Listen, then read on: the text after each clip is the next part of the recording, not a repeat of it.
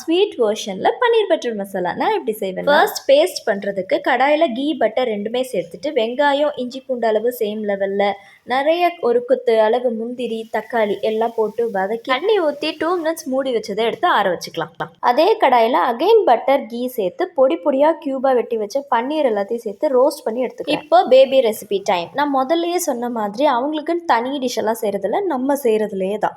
So இன்றைக்கி பன்னீருங்கிறதுனால again key மட்டும் சேர்த்து இந்த மாதிரி ஃப்ரெஞ்ச் ஃப்ரைஸ் மாதிரி கட் பண்ணி வச்ச பன்னீர் ஸ்டிக்ஸை கொடுக்க போகிறேன். இது ஈவினிங் ஸ்நாக்குக்கு. ஸோ சைட் டிப்பாக 1 இயர் அபோவில் உள்ள குழந்தைங்களுக்கு கொடுக்கலாம்.